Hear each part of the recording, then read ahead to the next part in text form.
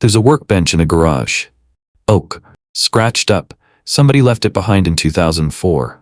2 houses. Same street. Same week. Same bench. One guy keeps it. The other one drags it to the curb by Friday.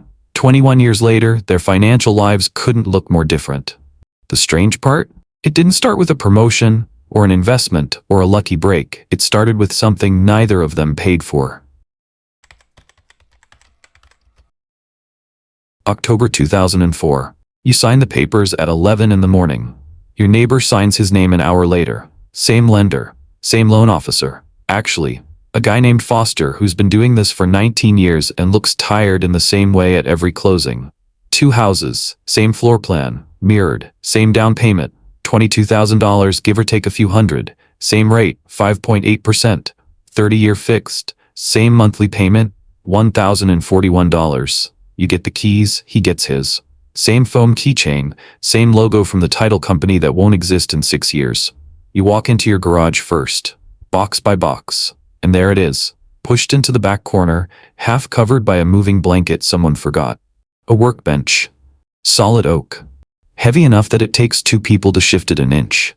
The previous owner left a note taped to it. 3 words, didn't want to move it. You don't think much of it, not yet. Here's what the bank sees when it looks at both of you that morning. Nothing, not a difference, not a signal. 2 files, side by side, identical risk profiles, identical rates, identical paperwork, stamped the same hour. The system doesn't know you yet. It just knows the number. And the number is the same for both houses on this street. That's the part nobody tells you about walking out of closing. You think the bank sees you. It doesn't. Not yet. It sees a balance and a rate and a 30-year clock that just started ticking on 2 identical mortgages at the same second. The clock doesn't care what you do with the bench. You drive home that first night, pizza on the floor, no table yet. You stand in the garage for a minute before going to bed, just looking at this thing somebody left behind instead of hauling it to the dump. Your neighbor does the same thing 2 doors down. Same hour, almost. Same blanket-covered shape in the corner of his garage. 2 benches. Same wood. Same dents from a stranger's tools. Neither of you knows yet what you're standing in front of. Because it's not really a workbench. Not yet. Right now, it's just something heavy you'll deal with later. Something shifted. Not in the house, in what you decided to do with the thing nobody wanted. By the end of the first week, you've already pulled the moving blanket off and run your hand along the top. Cigarette burn near the vise, a ring of white paint, dried hard, shaped like a coffee can. Your neighbor pulls his blanket off too. Looks at it the same way you do. Then he calls a junk hauler. Not out of anger, not out of any decision that feels big in the moment. He just wants the garage to feel like his. A blank space. A clean start. You don't call anyone. You just leave it where it is. 2 doors apart. 2 identical mortgages. 2 identical benches. 1 stays. Spring, 2005. 6 months in. The back door starts sticking. Every time it rains, the wood swells and you have to shoulder it open as it owes you money. You walk into the garage. Stand in front of the bench for a second. There's a hand plane in the drawer, left behind with the wood. You didn't even know it was there until now. You spend $40, wood filler, a sanding block, a can of weatherproofing. An afternoon you didn't plan on losing. The door stops sticking by Sunday night. Nobody sees this, nobody claps. You don't post it anywhere. It's just a door that works now, and a bench with a little more sawdust ground into the grain than it had last week. 2 doors down, the back door sticks too. Same builder, same wood, same swelling every spring. He doesn't notice the drawer with the plane in it. He never opened it. The bench is gone anyway, hauled off in November, replaced by nothing, just empty concrete where heavy oak used to sit. He calls a handyman instead. $85 for a job that took the guy 20 minutes. That's not the part that matters yet. The part that matters is what happens 3 weeks later. He's standing in the garage, the empty half of it, and he gets an idea. A home gym. Right there where the bench used to be. A squat rack, some plates, a bench press that isn't the bench he threw away. The total comes to $2,100. He doesn't have it sitting in a checking account, so he opens a card. The kind they offer you at checkout, in the sporting goods store. 20% off your purchase today if you sign up right now. This register, this minute. 24.99% APR. He doesn't really read that part, nobody does. The discount is right there in front of him, and the math on the receipt is the only math he's thinking about. This is the part nobody calculates because there's nothing to calculate yet. The minimum payment is $51 a month. He pays it. Easy. Doesn't feel like anything. You're not thinking about any of this. You're thinking about a door that doesn't stick anymore. And a workbench with one more layer on it. A small water stain near the vise, shaped like a fingerprint, from the weatherproofing you forgot to wipe down. The bench doesn't look any more valuable. It just looks more used. That's the whole secret, and it doesn't feel like a secret. It feels like nothing. A door, a drawer, a tool you didn't pay for because someone already left it for you. Here's the part that doesn't show up yet, not for years. Every time you fix something yourself, you keep two things at once. The money the repair didn't cost you, and the knowing, how the hinge sits, why the wood swells, where the stripped screw needs a slightly bigger bit next time. That knowing doesn't compound the way money does. It compounds the way muscle does. Quietly. Without a statement that arrives in the mail to tell you it grew. 2 doors down, the card statement does arrive in the mail. $2,049 still owed. $51 paid. He glances at it, folds it, and puts it on the counter. He'll pay it down eventually. That's what he tells himself, standing in his kitchen. He believes it when he says it. 2011. You walk into the bank on a Saturday morning, not a phone call this time, an actual visit, because the teller there, a guy named Dorsey, set up your account back in 2004 and still remembers your name without checking the screen. You ask him to bump your payment up, $110 extra every month, straight to principal. He types it in, doesn't make a thing of it, asks if you want a coffee from the machine in the corner. You say sure, that's the whole event. The bench gets a new project that spring. A toy chest, cut from boards you sand down yourself, dust settling into grooves that already carry 6 years of other dust. 2 doors down, the house goes up for sale in April. Nothing went wrong. A second kid's on the way. The realtor, a woman named Castellano who talks in the easy shorthand of someone who's done 40 of these, says the market's turning, now's the window. The sale closes in July. $196,000. Here's what the closing paperwork doesn't bold. Between commission, closing costs, title work, transfer tax, somewhere between 6 and 9% of that number just disappears. Not into the new house. Gone, the way a tank of gas is gone the day after you fill it. On a sale this size, that's somewhere close to $15,000. Vanished before he signs a single page in the new place. He doesn't think about it that way. He thinks about the extra bedroom. The gym equipment doesn't make the move, too heavy, not worth the truck space. He sells it for $350 to a stranger off a classifieds app. The same money that left your hands in 2006 just found a new way to leave again. You don't move. The toy chest gets used, then handed down to a cousin's kid 2 years later. By December, your balance sits lower than the bank's own schedule expects, a number nobody told you to watch for, doing something you won't see clearly for another decade. 2 doors down, a different street now, the new mortgage starts exactly where every new mortgage starts. Year 1. Mostly interest. The clock reset to 0 on the day he signed. He doesn't know that yet. He just knows the yard is bigger. 9 years in, you build a drawer for the bench, not because it needs one, but because you finally have the right chisel and a Saturday with nothing else in it. It takes you 4 tries to get the joints tight enough. The 4th one works. The drawer slides shut on its own weight now. Smooth, no shove required. That's it. That's the whole event. A drawer that closes itself. You don't tell anyone this either. There's nothing about a drawer that translates into a sentence worth saying out loud at dinner. Across town, a different zip code by now, the gym equipment in the new garage hasn't been touched in 8 months. The treadmill's folded against the wall. Dust on the handlebars is thick enough to write your name in. The card from the sporting goods store got paid off in 2011. For about 6 weeks, the balance read 0. Then a new card. Different store, different sign-up bonus. 15% off today. This register, this minute. Same as before, same words, almost exactly. A patio set this time. $1,100. 18 months, 0% interest, the sign says, in letters big enough to read from across the showroom. What it doesn't say in letters that big is what happens after month 19 if the balance isn't at zero. It isn't at zero by month 19. The retroactive interest kicks in all at once, back to the original purchase date. $240, just like that, added to a couch he barely thinks about anymore. He says the same thing he said in 2005. I'll pay it down next year. He believes it again. He always believes it. That's not a character flaw. That's just what the sentence is built to do, to feel true every single time you say it. You believe something too, around this time, though you'd never call it belief. You believe the extra $110 a month is doing something. You don't check the amortization schedule to confirm it. You just keep sending it, the way you've sent it every month, for 2 years now. Automatic. Unremarkable. The same kind of habit it's always been.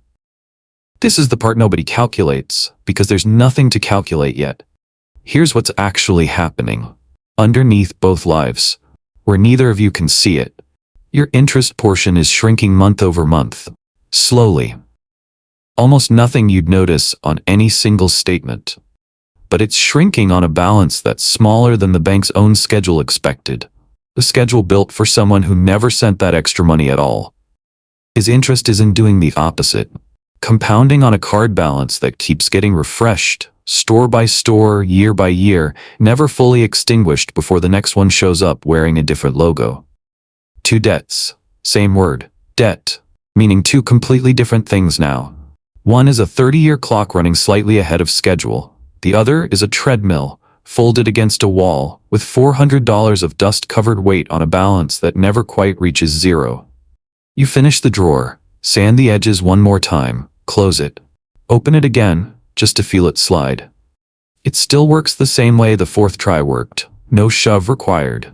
Some things, once you build them right, just keep closing themselves, quietly, for years, without you standing there to push. Fall 2019.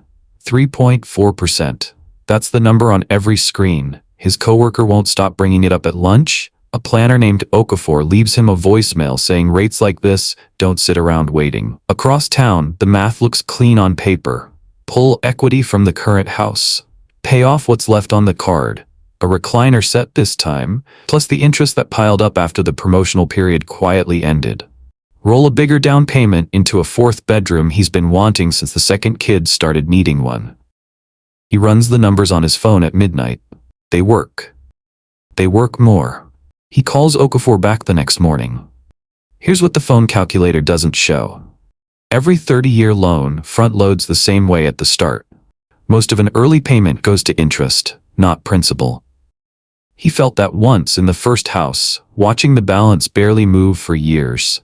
By 2019, 15 years into the original loan, that ratio had finally tipped in his favor. More principal than interest, every month, for the first time in his life. The refinance resets it. Back to year one, he's signing away the only progress he'd actually made, and it doesn't feel like a loss at all. It feels like an upgrade. Because the rate was good, because the bedroom mattered, because 3.4% doesn't come twice. He signs in December, 45 years old. If he never moves again and never misses a payment, the loan clears in 2049. He'll be 75. You hear the same number that falls as your sister mentions it at a cookout, half joking, half serious. You should look into that. You look into it for about a day, your balance is under $34,000 by now. Refinancing to shave a fraction of a point isn't a window worth climbing through. The fees alone would eat most of what you'd save. So you let it sit. The bench gets a new vice that winter. The old one finally gave out after 14 years of being tightened past where it should have stopped. And the case for starting over one more time starts to sound less like a risk and more like the responsible thing to do. You don't refinance because there's nothing left worth resetting. He refinances because there's nothing left that feels like enough. Same fall. One number on every screen in the country. Two completely different distances from the word enough. The three-car garage hasn't seen a car parked in the third bay in over a year. The new rack is there, still mostly assembled. A plate or two missing from where they got moved somewhere and never moved back. He walks past it most mornings without looking at it directly. The way you walk past anything that used to mean something and now just means you owe more for it than it's worth. The mortgage from 2019 sits at $239,000. The card from the patio set is gone, finally paid off or closed, depending on how you want to say it. It went to collections first. That's the part he doesn't bring up. One Saturday, he opens the garage looking for a screwdriver. He stands there a minute, scanning the pegboard, the shelves, the corner where the rack used to be. He remembers there used to be something else over there. Heavier, older. He can't remember what it was called exactly or why he got rid of it. Just that there used to be more wood in this garage and less plastic. He finds the screwdriver in a drawer instead. Closes the door, doesn't think about it again that week. You're not thinking about any of this. You're building a step stool for your kid that winter, on the same bench, using the same vise you replaced 2 years. The wood for it came from a fence board you pulled down and didn't throw away. Your kid asks why you don't just buy one. $12 at the hardware store, done in a minute. You don't have a clean answer. You just say you like doing it this way. That's true, but it's not the whole truth, and you're 48 years old before you fully understand the rest of it yourself. Something shifted. Not in the house. In what staying still had quietly built without asking anyone's permission. Here's the gap that doesn't show up on any statement either of you gets in the mail. You've spent 18 years inside one feedback loop. Fix it, learn it, keep it, fix the next thing with what you learned. Each repair makes the next one faster. Each Saturday in the garage adds to a kind of fluency that doesn't show up on a credit report. He's spent the same 18 years inside a different loop. Buy it, owe it, replace it with something nicer, owe that too. Each upgrade resets the clock instead of building on it. Nothing stacks. Everything just restarts, dressed a little better than the version before. Neither of you set out to build a loop. Nobody sits down at 28 and decides to become a pattern. You just made the choice that felt right that particular Tuesday, and then you made it again, and a loop is just what you call a decision after it's repeated enough times to have a shape. The third bay of his garage gets used for storage now. Bins of things from the house before this one, and the house before that. A box labeled garage stuff that nobody's opened in 3 years. Somewhere in a bin he hasn't opened is a single tool, a hand plane actually, the same kind that sat in your bench drawer the whole time, except his came from somewhere else, was used twice, and was forgotten the same way most things in that garage get forgotten. You don't know that detail. You'll never know it. It doesn't matter that you don't. What matters is that the bench in your garage has 36 years of dust ground into the grain by now, and the only person who's ever going to ask why you keep it is your kid, eventually. The way kids eventually ask about everything that's been sitting in front of them their whole life, without an explanation attached. You still don't have a clean answer. You're starting to suspect you don't need one. You're 50 years old. You check the balance the way you check it every few months now. Not anxious, just a habit that stopped being anxious a long time ago. $21,000. That's the whole number. Left on a loan that started at $188,000 22 years back, on a Saturday you barely remember as a Saturday anymore. You could clear it today if you wanted. You don't, not yet. At this pace, it finishes itself in under 16 months anyway. Across town, a third town by now, if anyone bothered counting the moves, the balance reads $231,000. The 2019 refinance still has 23 years left to run. He's 52. The loan clears in 2049. He'll be working or trying to well past the age he used to call retirement. Write the real number down.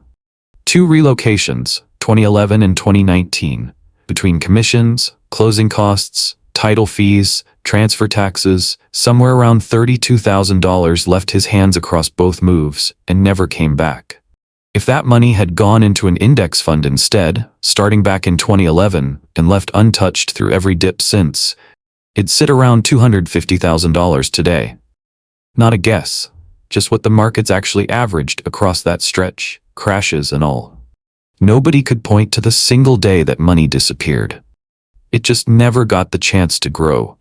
And not growing, stretched across 15 years, ends up looking exactly like a number this size by the time anybody adds it up. The compounding cost of deciding to leave. You didn't land on your number by being smarter. You landed on it by not moving. A workbench that stayed put long enough for everything stacked on it to be worth more than either of you would have guessed standing in those garages back in 2004. He's not foolish either. He just kept choosing the version of his life that felt like progress in the moment it happened. Progress and compounding don't always point in the same direction. Spring 2026. Your daughter's scrolling through a neighborhood resale app looking for a bike, and she turns the phone toward you without much thought.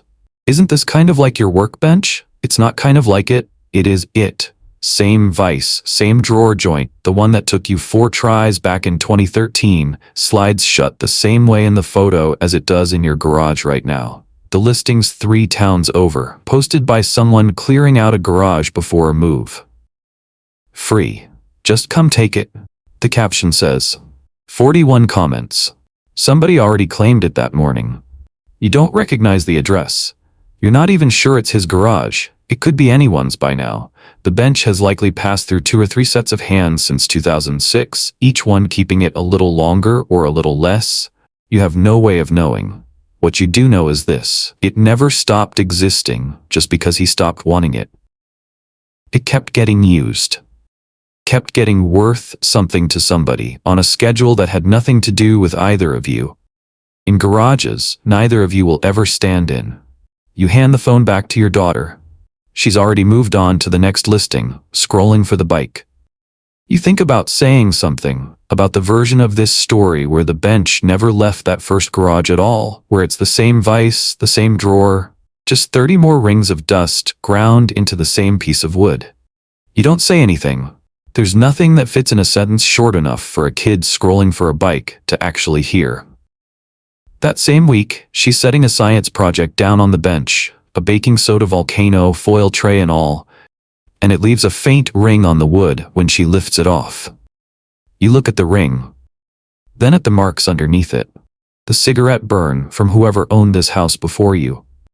The water stain near the vise from 2005. The drawer is from 2013, still closing under its own weight. A pencil line that was already there in 2004, half a measurement, never finished. She's the same age now as the bench was when you got it. Every project anyone in this house has ever touched sits stacked on top of each other in that wood, and none of them ask permission first. You just think, somewhere right now, somebody's standing in a garage looking at something heavy a stranger left behind, trying to decide if it's worth the trouble of keeping. They don't know yet which kind of decision they're making. The wood doesn't know either. It's just gonna sit there until somebody decides. It always does. It always will. The bench never made anyone rich. It simply stayed long enough to let everything else compound.